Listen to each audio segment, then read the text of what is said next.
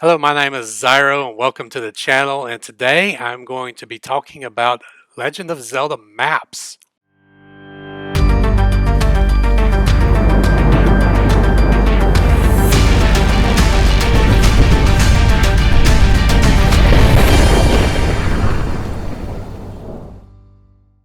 Yes, I said today we're going to be talking about Legend of Zelda maps. Why is that important? Because I believe Nintendo was clever and smart enough to hide hidden locations from other Zelda maps in the Breath of the Wild map, and the only way we can find them is if we understand how the older maps correspond to the Breath of the Wild map. We've got to be able to reconcile all the maps together, and then we can use clues from the older maps to find these hidden locations in the Breath of the Wild map. It's not just a theory. I've actually found some of those locations, and I'm going to talk about those a little bit later and make separate videos about those at another time. But today I'm going to talk about the maps, and I'm going to talk about how to reconcile each and every one of these maps.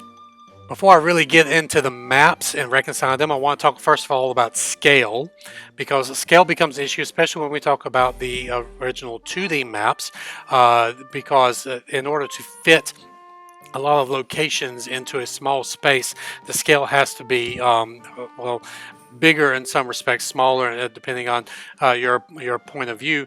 But the scale from, like, say, in the Link to the Past map, from the desert to Zora's Domain, is not going to be nearly as far of a walk as it would be in Breath of the Wild, because the scale of Breath of the Wild is so much bigger, so much expansive than some of these other maps. So we got to keep scale in mind, and not all of these things are going to scale exactly the same. We're not going to quibble over specific map features and specific map geography. We're mostly concerned about specific major areas and their orientation and where they appear on the maps. Also, we're only going to focus on a few certain games, major console games: Link to the Past, Ocarina of Time, Wind Waker, Twilight Princess, Skyward Sword, and of course Breath of the Wild. Some of the other games we're not really going to talk about, because Link to the Past and Link Between Worlds share a map. Minish Cap and Four Swords are very early in the timeline, sort of proto-Hyrule, and those maps, though we're not going to talk about, I believe they will reconcile, as will Four Swords Adventures. You've got a few other maps as well that don't take place in Hyrule at all, such as Phantom Hourglass and Spirit Tracks, and Link's Awakening and Majora's Mask. You've also got the original two Zeldas I'm not going to talk about as well, because those take place in the Downfall timeline, in the timeline where Ganon has ravaged Hyrule so much it's unrecognizable, and it's really hard to find anything recognizable in the original Legend of Zelda map. And I believe the Adventure of Link map is a land where they basically abandoned the original Hyrule and moved to a new location. It's not unprecedented. In fact, that's exactly what the plot of Spirit Tracks is: them discovering a new land and rebuilding Hyrule from scratch in a new area. So all of those maps we're not really going to consider. We're going to consider the major ones, the major Hyrule maps, and we're going to start with Link to the Past. So in Link to the Past, we have some very basic features that we want to focus on. First of all, notice that the castle is in the center. There we go. Make sure my laser pointer is working. Castle is in the center right here, and we're going to look at some basic placement of a few items that are recurring locations in the Zelda franchise. We have Death Mountain, which will be directly north of the castle. We have Zora's Domain, which is north and east of the castle. We have Lake Hylia, which is south and east of the castle. We have the desert, which is south and west of the castle. And over here we have, on the west and north areas, we have the Lost Woods and Kakariko Village. This is the first appearance of Kakariko Village, and it is not in a location that we're used to seeing it in the later games, but we're going to talk about that later. I think there's a way to reconcile that. What I want you to focus on first of all is the orientation of Death Mountain, Zora's Domain, Lake Hylia, and the desert. And if you were to take those four items and rotate them clockwise a little bit around the castle, you have Death Mountain over here in the top right hand corner. You have Zora's Domain directly east. You have Lake Hylia to the south of the castle. You have the desert and directly west. And this is exactly the orientation that we have in later games. And so Link to the Past easily reconciles. I've created some very oversimplified maps so that you can see what we're talking about. I'll be referring to a few of these icon maps for you just so that you can see. Castle in the center, Death Mountain to the top, Zora over here, Lake Hylia to the southeast, desert over here, and we have the Lost Woods and Kakariko to the west and north.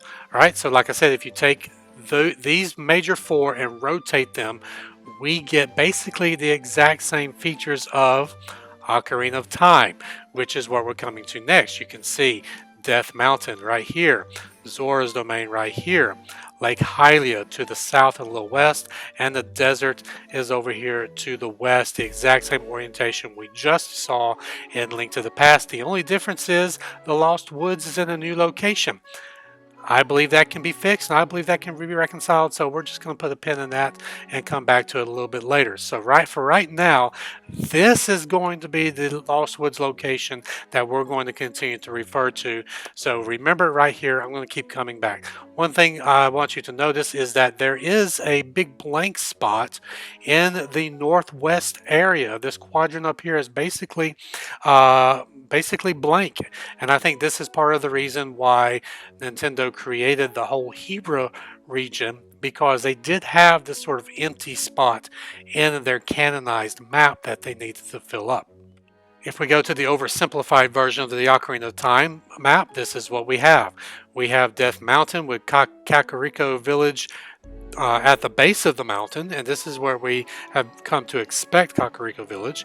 We have Zora's Domain to the east, the Kokiri Forest to the southeast, Lake Hylia over here, and the desert to the west. This is the basic formation of the Hyrule map. This is where it begins to be canonized, and we've even actually seen some of the basics of this already used in Link to the Past. Wind Waker is next, and this one is a little awkward. Wind Waker's grid-like structure to the map makes it necessary to spread out some key locations so they don't all group into one place, but I believe that can be reconciled. This is the adult timeline. It takes place in a timeline where the hero was missing, and Ganon basically came back and wreaked havoc on the land, and the goddesses had to flood Hyrule in order to save Hyrule. And so we are in a situation where people had to flee to the mountaintops, and so it makes sense that they would flee to the nearest highest mountaintop to where they are, and I believe this is where we can reconcile this. So the map that I have on screen, I'm not entirely sure this is an official map. This is something I found on Google, and it attempts to reconstruct what Hyrule looks like under the water. And so what we're going to see is a Hyrule Castle is right here, basically in the center.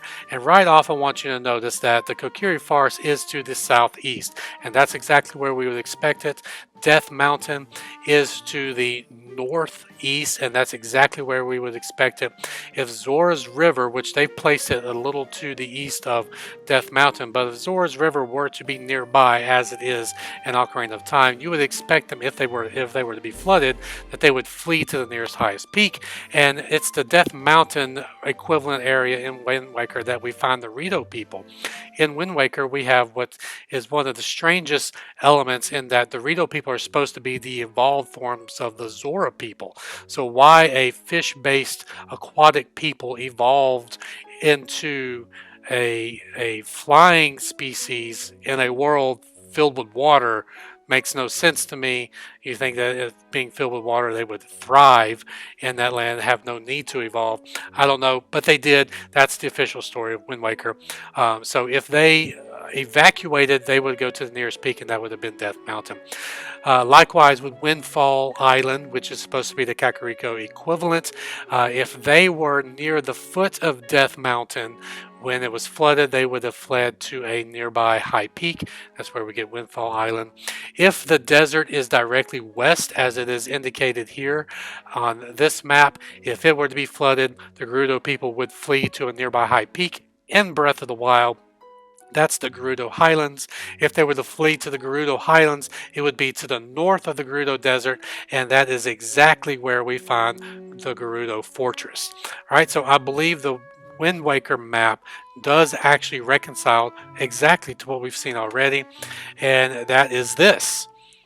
We have Death Mountain to the northeast. We have the Kokiri Forest to the southeast.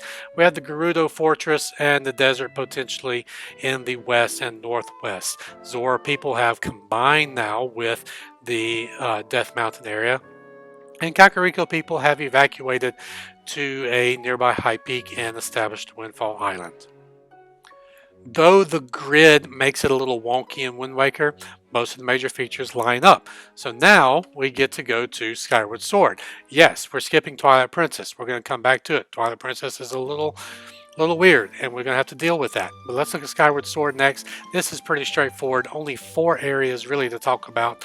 We have the Skyloft and Sealed Grounds area. If we look at this as being foundational, this is the first story in the Zelda timeline. If this is where Hyrule basically began, then it should be somewhere in Central Hyrule, and we have we're going to call that Central Hyrule-ish.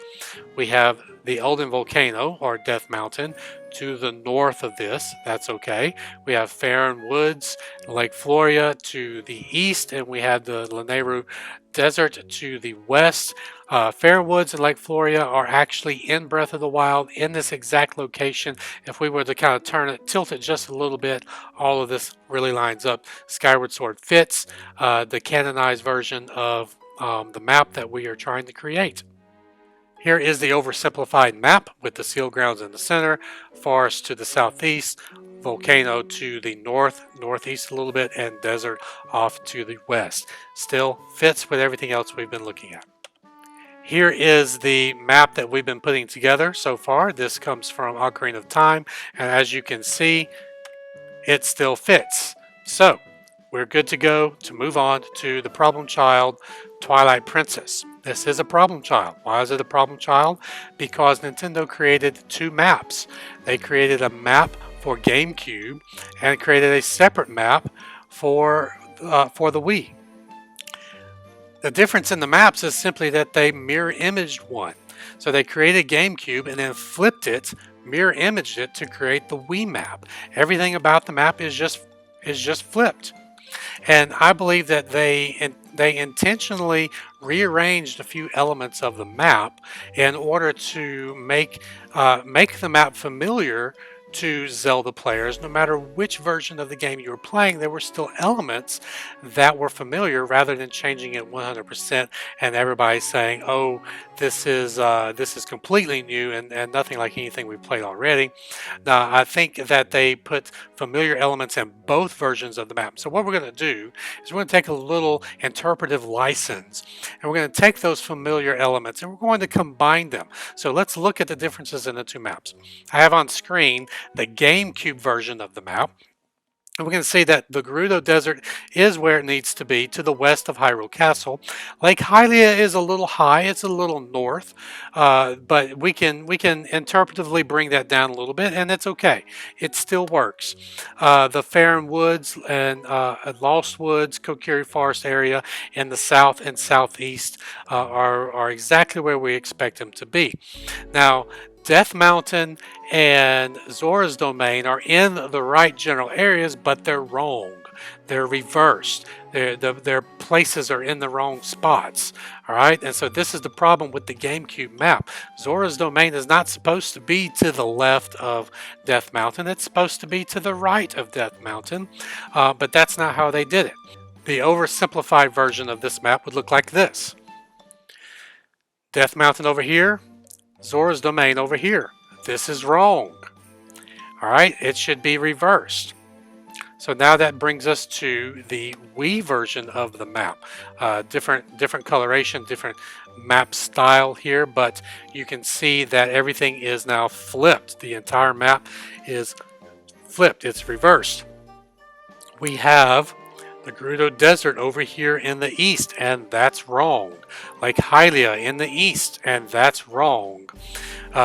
We have the Faron Woods, and the Lost Woods would have been over here in the southeast, and that's wrong. We have Death Mountain and Zoro's Domain are over here in the west, and that's wrong. But what is right is the fact that Zora's Domain is to the right of Death Mountain. So what we're going to focus on this map is the orientation of Death Mountain and Zora's Domain. They orient with Death Mountain being to the left and Zora's Domain being to the right.